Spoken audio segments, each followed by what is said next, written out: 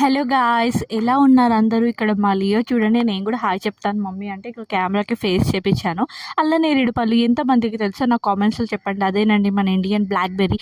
నేరేడు పళ్ళు నీ నీలాల కళ్ళు. నాకైతే ఈ సాంగ్ గుర్తొస్తుంది ఇవి చూసినప్పుడల్లా. ఓకేలే, ఇంతకు మించి పాడనులేండి.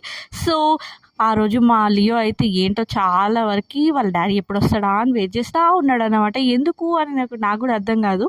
సో చిన్నపిల్లల మైండ్ సెట్ ఏంటో ఆ దేవుడు కూడా చెప్పలేడు అంటారు కదా. సో రాగానే ఫాస్ట్గా బ్యాగ్లో సెర్చ్ చేస్తూ ఉన్నాడు అనమాట. ఏంటి లియో ఏం చూస్తున్నావు అని చెప్తే లేదు అని ఏమైనా తెచ్చాడా అని చెప్పి చూస్తున్నాడు. డ్యూటీ బ్యాగ్లో ఏముంటుంది లియో అని ఎంత చెప్పినా అస్సలు వినలేదనమాట. సో లిటరల్లీ లాస్ట్కి వచ్చేసరికి అలిగాడు.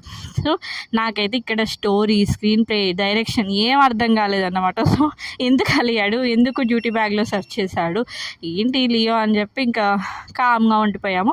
ఇంకా అలిగి సార్ వెళ్ళి వేరే రూమ్లో అలిగి కూర్చున్నాడు అనమాట. సో లియోకి అలవాటే లేండి, అలిగి కాసేపు కూర్చొని వచ్చేస్తాడులే అని చెప్పి చూస్తూ ఉన్నాము.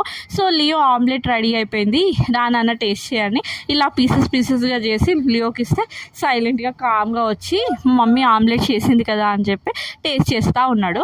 ఇంకా చెప్పాను కదా వాళ్ళ డాడీ మీద ఎందుకు కోపం వచ్చిందో నాకైతే అర్థం కాలేదు. సో పాపం ప్రేమతో తినిపిస్తుంటే వద్దు అని చెప్పి ఎక్స్ప్రెషన్ చూడండి ఎలా ఇస్తున్నాడో.